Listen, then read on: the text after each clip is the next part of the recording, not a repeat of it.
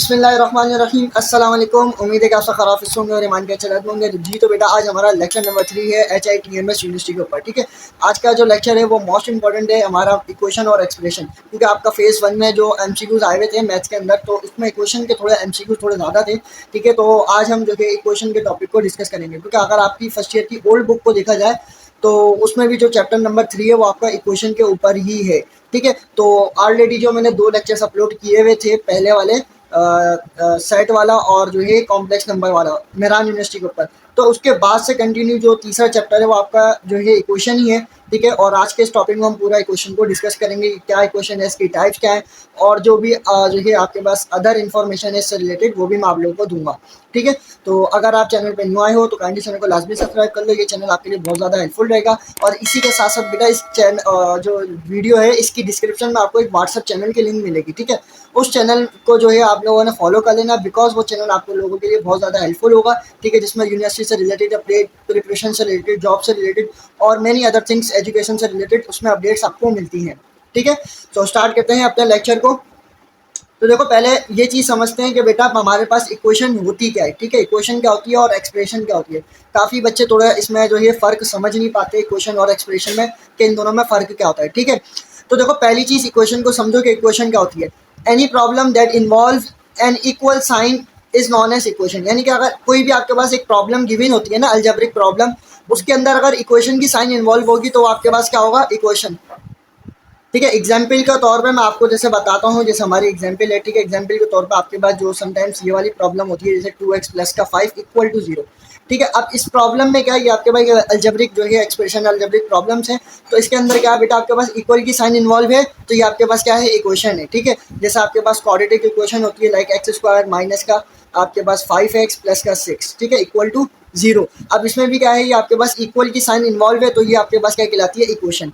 अब एक्सप्रेशन क्या होती है। ठीक है, देखो एक्सप्रेशन क्या है, any problem that does not involve an equal sign is called expression. यानी कि ऐसी प्रॉब्लम जिसके पास आपके पास इक्वल की साइन इन्वॉल्व ही ना हो। यानी कि फॉर सपोज आप जो ये आप बात करो जैसे 2x प्लस का 5, यहाँ पे जगह नहीं है तो माजरत के साथ मैं इधर लिख रहा हूँ। ठीक है, तो एग्जाम्पल के तौर पे आपके पास जो है 2x प्लस 5, ठीक है, आप इसमें इक्वल की साइन नहीं है तो ये आपके पास क्या कहलाएगी, एक्सप्रेशन कहलाएगी। ठीक है, समटाइम्स आपके पास एक्सप्रेशन आती है तो उसको कैसे सॉल्व करते हैं तो मैं भी आपको थोड़ा सा बताता हूँ। जैसे आपके पास इस तरीके की एक्सप्रेशन है 2x स्क्वायर प्लस का 4, आपको इसमें सॉल्व करना है इसको, तो आपको बस इसको सॉल्व करने के लिए आप क्या करोगे, देखो इसमें से आपको नजर आ रहा है कि मेरे पास 2 कॉमन आ रहा है तो आपने 2 कॉमन बाहर ले लिया, तो एक्स स्क्वायर प्लस का 2, बस ये आपका आंसर हुआ। तो ये इस तरीके से दो ये सॉल्व होती हैं, लेकिन जो है ये आपके पास जो क्या कहते हैं, इसमें इक्वल की साइन बिल्कुल भी इन्वॉल्व नहीं होती तो वो आपके पास एक्सप्रेशन कहलाती है। ठीक है, सो उम्मीद है कि आपको इक्वेशन और एक्सप्रेशन में फ़र्क तो समझ में आ गया होगा। आगे चलते हैं, आगे हमारे पास जो है इसकी टाइप्स आ जाती हैं इक्वेशंस की। ठीक है, हमारे पास इक्वेशंस की 3 टाइप्स होती हैं। ठीक है, होती तो बहुत सारी टाइप्स है, यहाँ पे मैंने मेन 3 लिखी है। ठीक है, जो आगे आपको जो है हेल्प करेंगी। ठीक है, जो मेन है मतलब वही चीज़ मैंने यहाँ पे लिखी है जो पेपर में आ रही है। ठीक है, तो उससे रिलेटेड मैंने चीज़ लिखी है। अगर देखा जाए तो इसकी और भी बहुत सारी टाइप होती है, जैसे पॉलिनोमियल इक्वेशन हो गई, डिफरेंशियल इक्वेशन हो गई, और भी बहुत सारी इक्वेशन होती है। तो मैंने मेन यहाँ पे 3 लिखी है। कौन कौन सी, एक होती है लीनियर इक्वेशन, एक होती है क्वाड्रेटिक और एक होती है क्यूबिक इक्वेशन। ठीक है, तो डिस्कस करते हैं एक करके एक टाइप को। तो फर्स्ट जो है हमारे पास लीनियर इक्वेशन है। लीनियर इक्वेशन क्या होती है बेटा, ऐसी इक्वेशन जिसके ऊपर जो वेरिएबल है ना उसकी पावर क्या हो, 1 हो, तो हमारे पास लीनियर इक्वेशन कहलाती है। जैसे आपके पास a first degree polynomial equation of the form, ठीक है, ये जो है इस फॉर्म में होती है, यानी कि तो उसे हम क्या बोलते हैं, लीनियर इक्वेशन बोलते हैं। वही बात। अच्छा, मैं आपको एक चीज़ यहाँ पे बताना भूल गया कि बेटा जैसे ये हमारे पास जो ये हमारे पास इक्वेशन है, ठीक है, इक्वेशन में क्या क्या चीज़ें होती हैं वो मैंने आप लोगों को बताई नहीं। जैसे ये हमारे पास इक्वेशन है, ठीक है, ये सेकंड वाली, तो ये जो है एक्स, यहाँ पे क्या है, एक्स हमारा वेरिएबल है। ठीक है, और एक्स के साथ यहाँ कुछ नहीं है तो क्या है, 1 है, तो 1 क्या कहलाएगा, कॉफिशिएंट कहलाएगा। तो ये चीज़ें आप अपने पास लिख लेना, ये आपको पता होगी।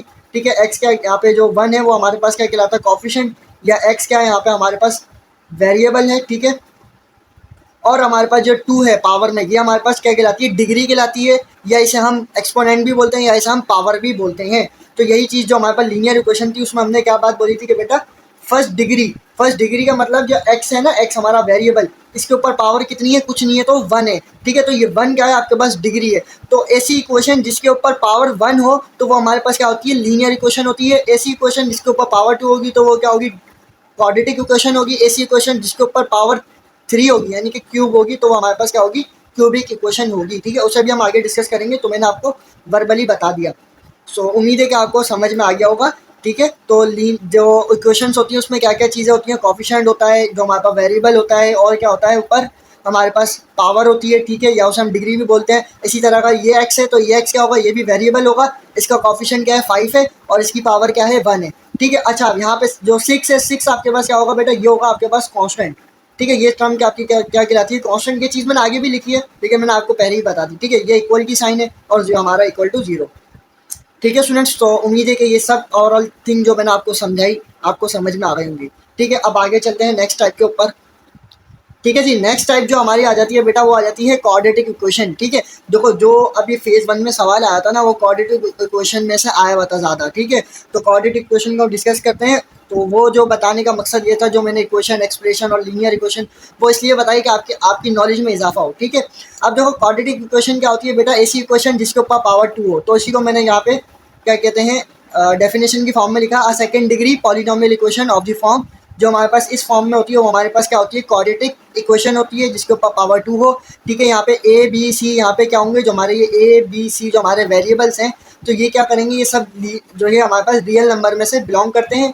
और कंडीशन ये है कि बेटा अगर ये आपके पास जो इक्वेशन है ना क्वाड्रेटिक, तो इसमें ए जो है वो नॉट इक्वल टू 0 होना चाहिए। अगर ये आपका ए जो है 0 के बराबर हो गया तो ये क्या हो जाएगा, एक लीनियर इक्वेशन बन जाएगी। क्यों, देखो ना, अगर सीधी सीधी बात है बेटा, अगर ए की जगह 0 हो जाएगा, अगर ए की जगह हम 0 रख देते हैं तो 0 क्या करेगा, ये एक्स स्क्वायर को मल्टीप्लाई करेगा तो यहाँ पे 0 आ जाएगा। तो हमारे पास क्या बन जाएगी इक्वेशन, कुछ इस तरीके की हो जाएगी। ठीक है, 0 प्लस बी एक्स प्लस का सी इक्वल टू 0। तो 0 तो किसी काम का नहीं है। ठीक है, 0 तो अगर 0 में कोई भी नंबर को ऐड किया जाए, किसी भी चीज़ को ऐड किया जाए तो क्या बन जाता है, वही चीज़ आ जाती है हमारे पास। तो ये हमारे पास तो लीनियर इक्वेशन थी। तो इस वजह से कंडीशन ये होती है कि बेटा हमारा ए जो है वो नॉट इक्वल टू 0 होना चाहिए। ठीक है, तो ये होती है क्वाड्रेटिक इक्वेशन की फॉर्म। ठीक है, क्वाड्रेटिक इक्वेशन किस फॉर्म में होते हैं, इस फॉर्म में होती है। अच्छा, फिर इसको सॉल्व करने के हमारे पास कौन कौन से मेथड्स होते हैं। देखो इसको सॉल्व करने के ना, क्वाड्रेटिक इक्वेशन को सॉल्व करने के भी बहुत सारे मेथड्स होते हैं। ठीक है, तो मेन यहाँ पे मैंने 3 लिखे हैं। ठीक है, जो आप लोगों को भी पता होंगे। ठीक है, कौन कौन से, एक होते हैं quadratic formula, by quadratic formula, factoring method, या उसे हम मिडिल टर्म मेथड भी बोलते हैं। ठीक है, मिडिल टर्म ब्रेक, या कंप्लीटिंग स्क्वायर मेथड।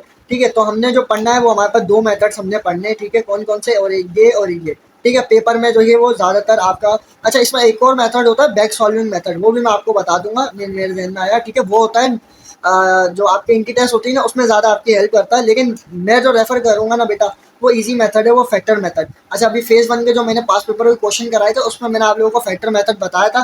ठीक है, आज हम जो है क्वाड्रेटिक फार्मूला मेथड को डिस्कस करेंगे। ठीक है, वो भी मैं आपको बता दूंगा।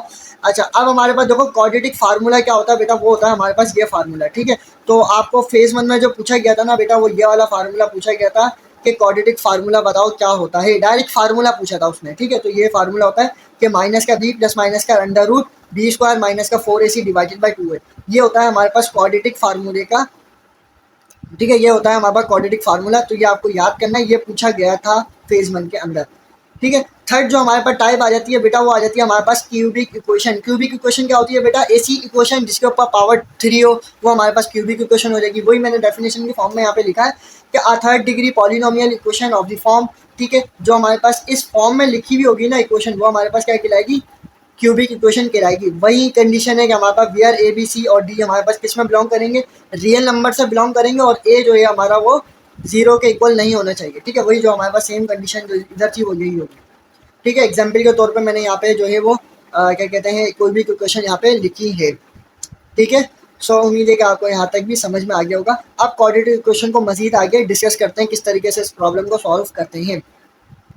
ठीक है स्टूडेंट्स, तो अब देखो हमारे पास एक क्वेश्चन है, जो मैंने क्वाड्रेटिक इक्वेशन का क्वेश्चन लिया है। ठीक है, देखो इसके ऊपर पावर क्या है, 2 है। तो ये हमारे पास कौन सी इक्वेशन है, क्वाड्रेटिक इक्वेशन है। ठीक है, ये मैंने क्वाड्रेटिक इक्वेशन ली है, इसको मैंने जो है इसके रूट्स निकालना है। अब रूट्स क्या, वो आगे सवाल में कह रहा है फाइंड द रूट्स। रूट का मतलब है इसका आंसर निकालना है। क्या करना है, इसका आंसर। अच्छा, इधर एक मजीद एक मजे की चीज़ मैं आप लोगों को बता दूं पहले ही, कि जो है बेटा कि अगर आपके पास कोई भी इक्वेशन हो ना, कोई भी इक्वेशन हो, ठीक है, ज़रूरी नहीं क्वाड्रेटिक इक्वेशन हो, कोई भी इक्वेशन हो, तो बेटा उसके ऊपर जो पहला वेरिएबल होता है ना, उसकी पावर देखा करो, उसके ऊपर पावर कितनी है। अभी यहाँ पे कितनी है, पावर 2 है।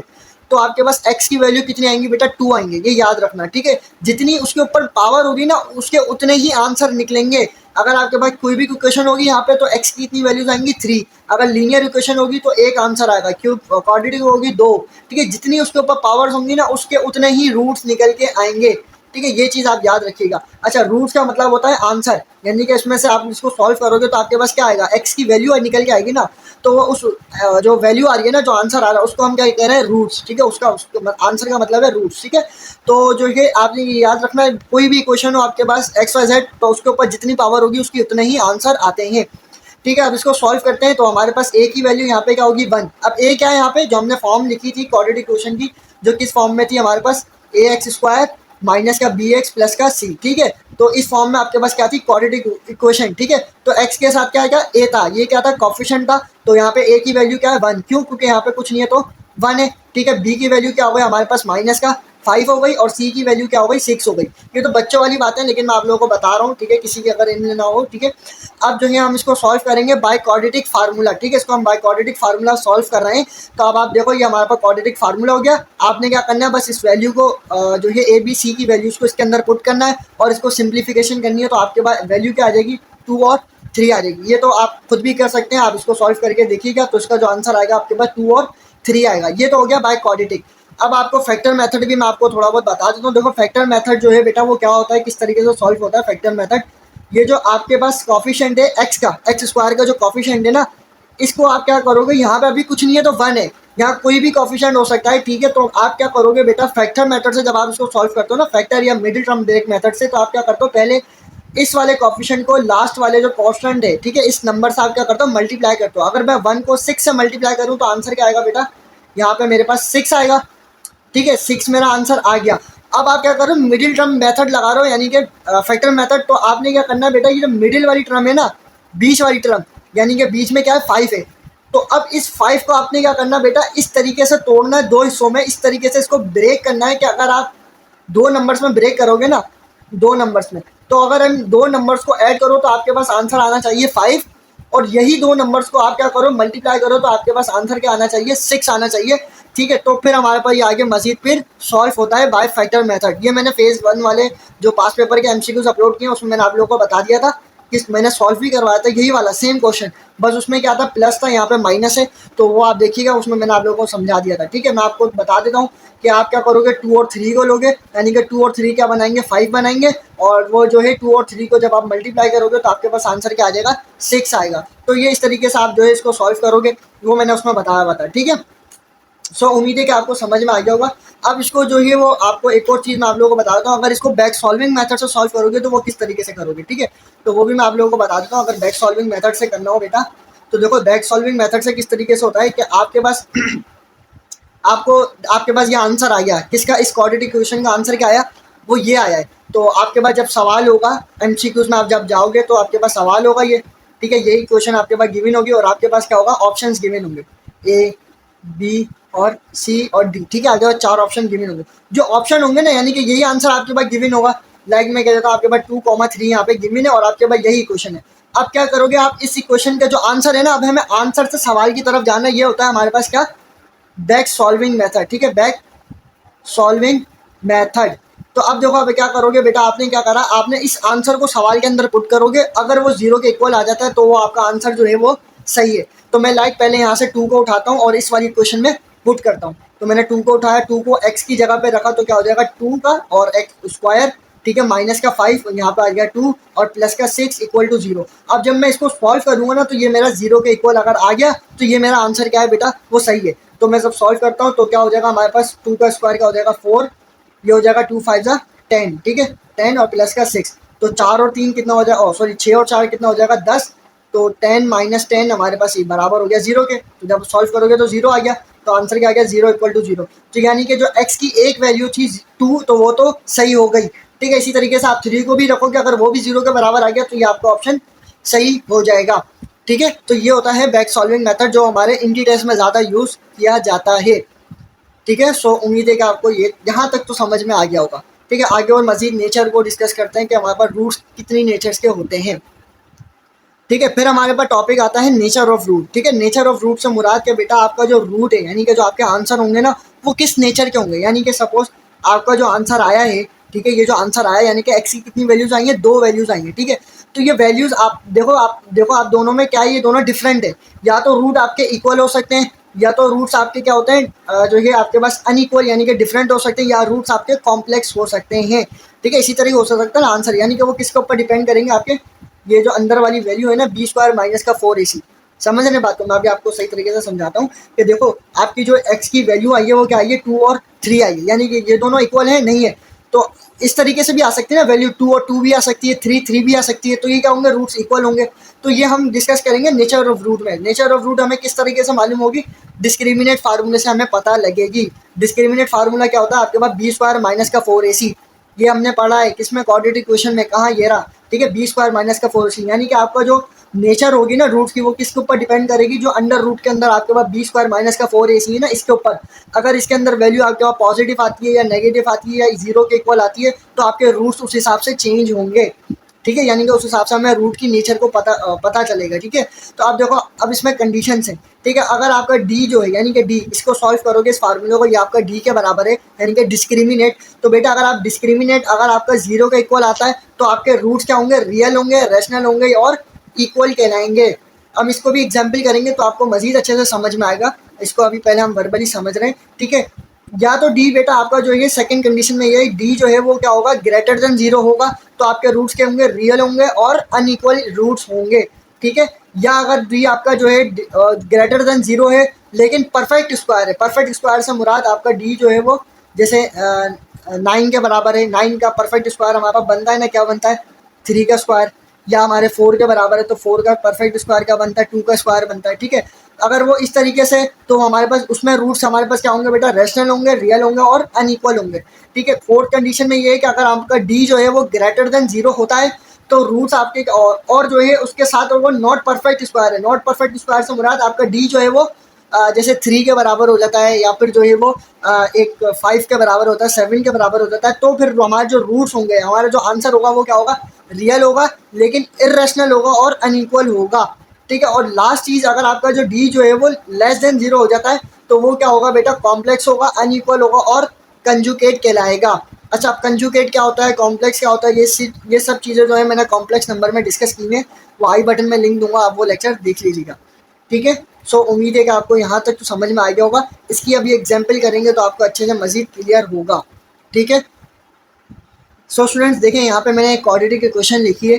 ठीक है, मैंने एक और एग्जांपल जो है लिए क्वाड्रेटिक इक्वेशन की। अब जब इसको मैं सॉल्व करता हूँ, मैंने वही ए बी सी की वैल्यू लिखी, बाय क्वाड्रेटिक फार्मूला मैंने इसको सॉल्व किया। जो हमारा आंसर क्या है बेटा, 2,2। अब आप यहाँ पे देख सकते हो जो हमारे जो रूट्स हैं वो क्या है बेटा, इक्वल है। हमारे रूट्स क्या है, इक्वल है ना, यानी कि 2 और 2 दोनों क्या है, बराबर है। ठीक है, दोनों मतलब सेम है तो इक्वल है। तो अब इसको हम बाय डिस्क्रिमिनेट फार्मूला चेक करते हैं। ये आगे जो है दूसरा सवाल, आप एक तरीके से समझ सकते हो दूसरा सवाल है। तो हम इसको सॉल्व कर रहे हैं बाय डिस्क्रिमिनेट फार्मूला। तो हमारा डिस्क्रिमिनेट का फार्मूला क्या था, बी स्क्वायर माइनस का 4ac। ठीक है, तो हमने क्या करा, ए की वैल्यू क्या है यहाँ पे हमारे पास इसमें क्वाड्रेटिक इक्वेशन में, इसी क्वाड्रेटिक इक्वेशन को हम सॉल्व कर रहे हैं। ठीक है, क्या कर रहे हैं, इसी क्वाड्रेटिक इक्वेशन को बाय डिस्क्रिमिनेट फार्मूले के जरिए सॉल्व कर रहे हैं। तो आपको पता है ए की वैल्यू क्या है, 1 है, बी की वैल्यू क्या है -4 और सी की वैल्यू क्या है हमारे पास यहाँ पे 4 है। ठीक है, वही चीज़। तो अब जब इसको इस फार्मूले के मुताबिक सॉल्व करेंगे तो हमारा आंसर क्या आएगा, 0। सही है, हमारा आंसर क्या आया, क्योंकि 4 का स्क्वायर क्या होगा 16, 4 multiply by 1 multiply by 4, answer क्या आ रहा है 16। 16 माइनस 16 कैंसिल हो गया तो आंसर क्या आ गया 0। यानी कि जो हमारा डी जो था वो किसके इक्वल आ गया, 0 का इक्वल आ गया। यानी कि हमारा जो डी है वो किसके इक्वल आया, 0 के। तो हमने अभी पीछे ही पढ़ा था कि अगर हमारा डी जो है वो 0 का इक्वल आ जाता है तो हमारे जो रूट्स होंगे वो क्या होंगे, रियल होंगे, रैशनल होंगे और इक्वल होंगे। समझे आप, ये जो चीज़ है बेटा वो समझाने का मतलब ये कि हमारा डी जो है वो किसके बराबर आ गया, 0 के। तो हमारे रूट्स क्या होंगे, इक्वल होंगे। तो वही चीज़ हमने अभी देख ली, क्वाड्रेटिक इक्वेशन को जब सॉल्व करा तो हमारे रूट्स क्या है, इक्वल आए हैं, यानी कि 2,2। तो हमने बाय डिस्क्रिमिनेट फार्मूला हमने क्या बोला था कि हमारी जो रूट्स की नेचर है क्वाड्रेटिक इक्वेशन की वो किसके ऊपर डिपेंड करती है, ये जो अंडर रूट के अंदर है ना डिस्क्रिमिनेट, इसके ऊपर डिपेंड करती है। हमने इसके जरिए चेक कर लिया, हमारे डी के 0 के बराबर आ रहा है तो इसकी जो रूट्स की नेचर आ रही है वो हमारे पास क्या आ रही है, 2,2 आ रही है। ठीक है, तो आप ये तो खैर मजीद एक जो है वो बहुत गहराई में बात थी समझाने की, लेकिन जो सिंपल आपको क्वेश्चन देगा, आपको ये क्वाड्रेटिक क्वेश्चन का जो है क्वेश्चन दे सकता है और इसको बोलेगा कि इसका आंसर बताओ बस। ठीक है, या आपको बोल सकता है इसका डिस्क्रिमिनेट क्या होगा, इस तरीके से आपसे पूछ सकता है। तो आपको दोनों चीज़ आनी चाहिए, बाय क्वाड्रेटिक फार्मूला और डिस्क्रिमिनेट किस तरीके से निकालते हैं। ठीक है स्टूडेंट्स, तो इसकी कुछ और जो है प्रॉपर्टीज़ आ जाती हैं, कुछ इंपॉर्टेंट चीज़ें आ जाती हैं, उसे भी हम डिस्कस कर लेते हैं। सो स्टूडेंट्स देखें तो अब हमारे पास जो है कुछ प्रॉपर्टीज आ जाती हैं, कुछ इंपॉर्टेंट चीज़ें आ जाती हैं। जैसे हमारा जो क्वाड्रेटिक फार्मूला है ना, तो ये हमारा दो उसमें है, यानी कि एक पॉजिटिव में और एक नेगेटिव में। अगर आप देखो तो हमारा क्या है, माइनस का बी प्लस माइनस का under root b square minus का 4ac डिवाइड बाई 2a। ठीक है, तो ये क्या है, दो हिस्सों में, यानी कि एक पॉजिटिव में और एक नेगेटिव में। तो हमने अलग अलग लिख दिया। जो हमारा पॉजिटिव में होता है उसे हम अल्फा कहते हैं, जो हमारा नेगेटिव में होता है उसे हम क्या बोलते हैं बेटा, वो हमारा क्या है, बीटा है। ठीक है, तो फिर जो है हमारे पास कुछ प्रॉपर्टीज आ जाती है, हमारे पास कुछ नए फार्मूले ड्राइव होते हैं जिसे हम कहते हैं सम ऑफ रूट, और एक होता है हमारे पास प्रोडक्ट ऑफ रूट। यानी कि जो हमारा जो क्वाड्रेटिक फार्मूला है ना दो हिस्सों में, अगर आप इन दोनों को अगर आप सम करोगे ना, तो हमारे पास जो सम ऑफ रूट होता है ना वो एक अलग फार्मूला आता है, जिससे हम क्या होता है हमारे पास फार्मूला माइनस का बी अपॉन ए। ठीक है, ये तो खैर एक थोड़ी गहराई में चीज़ें समझाने की, लेकिन आपसे सिर्फ और सिर्फ सिंपल आपको एक क्वाड्रेटिक इक्वेशन देगा और बोलेगा कि इसका सम ऑफ रूट निकाल के दो, इसका प्रोडक्ट ऑफ रूट क्या होगा। तो ये फार्मूला आपको आना चाहिए। सम ऑफ रूट का फार्मूला क्या होता है बेटा, माइनस का बी अपॉन ए, और प्रोडक्ट ऑफ रूट का फार्मूला क्या होता है बेटा, सी अपॉन ए। ठीक है, अब इसको एग्जाम्पल से समझते हैं कि हमारे पास ये क्वाड्रेटिक इक्वेशन है, ठीक है, जो हमने पहले भी ली थी, ठीक है, फर्स्ट टाइम वाली वही इक्वेशन है हमारे पास। तो मुझे क्या करना है, इसका सम ऑफ रूट निकालना है और इसका प्रोडक्ट ऑफ रूट निकालना है। तो सम ऑफ रूट का फार्मूला क्या है, माइनस का बी अपॉन ए। ठीक है, आपके पास ए क्या है यहाँ पे 1, बी क्या है -5, सी क्या है आपके पास 6। ठीक है, तो अब आप क्या करोगे, इसके अंदर पुट करोगे, आपके पास बी की वैल्यू क्या है वो इसकी जगह आपने पुट करा, तो आपके पास सम ऑफ रूट क्या आ गया 5, और इसी तरीके से प्रोडक्ट ऑफ रूट आपके पास क्या आ गया, वो 6 था, सी और डिवाइड में ए। ठीक है, ए आपके पास क्या था 1 था, तो आपने रखा, तो आपके पास प्रोडक्ट ऑफ रूट क्या आ गया 6 आ गया। तो ये आपका आंसर हो गया।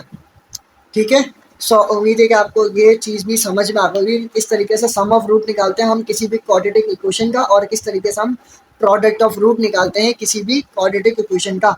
ठीक है, अब इसमें एक और चीज़ आ जाती है कि बेटा अगर आपके पास रूट्स गिवन हो, यानी कि आंसर आपके पास हो, तो आप उससे जो है क्वाड्रेटिक इक्वेशन को किस तरीके से बना सकते हो। ठीक है, हमें आंसर से हमें अब इक्वेशन को बनाना है, वो किस तरीके से बनाते हैं तो उसको भी हम डिस्कस कर लेते हैं।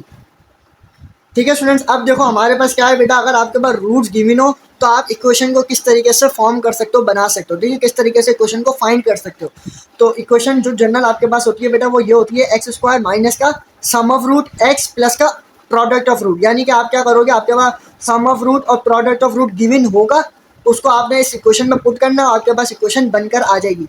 जैसे आपके पास ये इक्वेशन हमने अभी पीछे ही जो पढ़ी है ना इक्वेशन, तो उसका अभी हमने सम ऑफ रूट निकाला था, जो हमारे पास क्या आया था 5, और प्रोडक्ट ऑफ रूट क्या आया था आपके पास 6 आया था। ठीक है, और हमें क्या करनी है, इसकी इक्वेशन मालूम करनी है। तो किस तरीके से इक्वेशन बनेगी, वही चीज़ इक्वेशन तो हमें सवाल में भी गिवन है, लेकिन जो सवाल आएगा ना पेपर में वो इस तरीके से आएगा, आपको सम ऑफ रूट और प्रोडक्ट ऑफ रूट गिवन होगा। ठीक है, ये मैंने पूरा वजाहत करके लिखी है यहाँ पे। तो अब इसको इक्वेशन की फॉर्म में बनाना है, तो आपके पास इक्वेशन क्या है, एक्स स्क्वायर माइनस का सम ऑफ रूट क्या था 5 था, तो 5 आ गया, एक्स ऐसा का ऐसा प्लस, सॉरी ये रहा प्लस, ठीक है, और 6 यानी कि जो हमारा प्रोडक्ट ऑफ रूट था वो ये आ गया। तो ये हमारे पास इक्वेशन बन गई। ठीक है, सो उम्मीद है कि आपको ये सब कुछ जो भी मैंने ओवरऑल इक्वेशन समझाई है, ठीक है, क्वेश्चन का जो भी टॉपिक था ये आपको समझ में आ गया होगा। अब मज़ीद जो है वो कुछ 2-3 टॉपिक हैं जो इम्पोर्टेंट कुछ चीज़ है वो इससे रिलेटेड वो आपको समझा देता हूँ। तो ये भी सवाल में पूछ सकता है आपसे, और ये काफ़ी बार पूछता है कि cube root of unity, square root of unity और फोर्थ रूट ऑफ यूनिटी क्या होती है। तो बेटा देखो, स्क्वायर रूट ऑफ यूनिटी हमारे पास क्या होती है बेटा, वो 1,-1 होती है। आपसे डायरेक्ट सवाल पूछ सकता है कि स्क्वायर रूट ऑफ यूनिटी क्या होती है एमसीक्यूज में। ठीक है, तो आपको ऑप्शंस दे देगा। तो स्क्वायर रूट ऑफ यूनिटी क्या होती है, 1,-1 होती है। अच्छा, मैंने यहाँ पर एक्स स्क्वायर इक्वल टू 1 लिखा है, ये क्यों लिखा है बेटा, आपके पास जो 1,-1 है ना, ये कहाँ से आया, ये आपके पास यहाँ से आया। जब एक्स स्क्वायर इक्वल टू 1 को जब आप सॉल्व करोगे ना, तो आपके पास जो आंसर आएगा वो आएगा 1-1 आपके पास आंसर आएगा इसको सॉल्व करने के बाद। तो ये कहलाता है आपके पास square root of unity. Square root of unity क्या होती है, 1,-1 होती है। इसी तरीके से क्यूब रूट ऑफ यूनिटी हमारे पास क्या होती है, वो होती है 1 ओमेगा एन ओमेगा स्क्वायर आपके पास क्या होती है बेटा, क्यूब रूट ऑफ यूनिटी होती है। तो हमारे पास ये किस तरीके से बनी, ये इसको सॉल्व करने के बाद बनी। ठीक है, ये हमारा टॉपिक नहीं है किस तरीके से उसको सॉल्व करना है, ये मजीद लंबी हो जाएगी बात। तो बस अब आपको बताने का मकसद ये था बेटा, क्यूब रूट ऑफ यूनिटी क्या होती है ये आपने याद रखनी है। और इसी तरीके से फोर्थ रूट ऑफ यूनिटी आपके पास क्या होती है बेटा, 1-1 आयोटा और माइनस आयोटा, ये आपके पास क्या कहलाती है, फोर्थ रूट ऑफ यूनिटी कहलाती है। ठीक है, तो ये किस तरीके से बने, ये भी इसी तरीके से x पावर 4 इक्वल टू 1 को जब आप सॉल्व करोगे, जो उसके रूट्स आएंगे वो ये आएंगे, तो ये हमारे पास फोर्थ रूट ऑफ यूनिटी कहलाती है। तो आपने 3 चीज़ें याद रखनी है, ये पूछ सकता है पेपर में।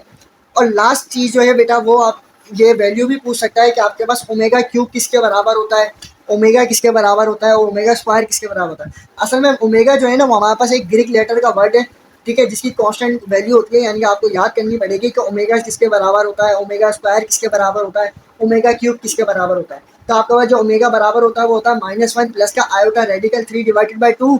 ठीक है, इसी तरीके से ओमेगा स्क्वायर जो है वो पॉजिटिव में होता है और ओमेगा क्यूब जो है वो बेटा बराबर होता है आपका 1 के। ठीक है, तो ये तो आपने याद रखना है। तो इसी तरीके से बेटा ये क्या होता है कि इसमें देखो, इसमें एक दो चीज़ें आ जाती हैं कि आपसे समटाइम्स इस तरीके के सवाल देता है ना पेपर में। मेहरान में भी काफ़ी आए हुए थे सवाल कि आयोटा की पावर 64 किसके बराबर होगा। ठीक है, इसी तरीके से ये सवाल आ जाता है कि जो ये ओमेगा की पावर 32 किसके बराबर होगी। तो ये चीज़ आप हमेशा याद रखना बेटा। ये मैंने बताया हुआ है कि जो आपके पास ये जो आयोटा होता है ना, आयोटा को हम किस में ब्रेक करते हैं बेटा, हमेशा ये याद रखना, आयोटा को हम ब्रेक करते हैं आयोटा स्क्वायर में और ओमेगा को ब्रेक किया जाता है ओमेगा की पावर 3 में। ठीक है, कैसे, जैसे मैं आपको बता देता हूँ कि जो हमारा ओमेगा क्यूब है, ठीक है, तो आप क्या करोगे, ओमेगा की पावर 3 पावर 10, ठीक है, इस तरीके से ले लिया, बाकी क्या बचा 2। ठीक है, तो आपके पास क्या हो जाएगा इंटू ओमेगा स्क्वायर। जब आप इसको सॉल्व करोगे तो ओमेगा की पावर 3 किसके बराबर है, 1 के, हमने अभी पढ़ा। ठीक है, वो पावर क्या आ जाएगी 10 इंटू ओमेगा स्क्वायर। तो 1 की पावर कितनी भी सॉल्व कर लो, क्या आता है आंसर, हमेशा 1 आता है। 1 ने ओमेगा स्क्वायर को मल्टीप्लाई करा तो आंसर क्या आ गया बेटा, ओमेगा स्क्वायर आ गया। ठीक है, तो ये है कि ओमेगा को जब भी आप ब्रेक करो ना बेटा, वो ओमेगा क्यूब में होगा और आयोटा हमेशा किस में ब्रेक होगा बेटा, आयोटा स्क्वायर में ब्रेक होगा। ठीक है, ये चीज़ मैंने कॉम्प्लेक्स नंबर में बताई हुई है, आयोटा स्क्वायर किस तरीके से, जो आयोटा के ऊपर मतलब कितनी हाईएस्ट पावर आ जाए तो उसको किस तरीके से सॉल्व करते हैं। ठीक है, सो उम्मीद है कि आप समझ गए होंगे। तो ये था आज का हमारा लेक्चर इक्वेशन के ऊपर। ये मोस्ट इंपॉर्टेंट लेक्चर था। इक्वेशन से रिलेटेड काफ़ी क्वेश्चंस आते हैं। ठीक है, ये बेसिक कुछ इन्फॉर्मेशन थी जो आप लोगों को बतानी थी और मेन पॉइंट्स मैंने आप लोगों के साथ शेयर किए। ठीक है, इसको अगर मैं चाहता हूँ और ज़्यादा वजाहत कर सकता था, बहुत लंबा लेक्चर हो सकता था। सो बस यही था आज का हमारा लेक्चर, जो उम्मीद है कि आपको समझ में आया होगा। ठीक है, अगर ये आपको वीडियो का लेक्चर अच्छा लगा तो जो है काइंडली अपने फ्रेंड्स के साथ लाजमी शेयर करिएगा। ठीक है, और जो है चैनल को लाजमी सब्सक्राइब कीजिएगा। थैंक्स फॉर वॉचिंग, जो में याद रखिएगा।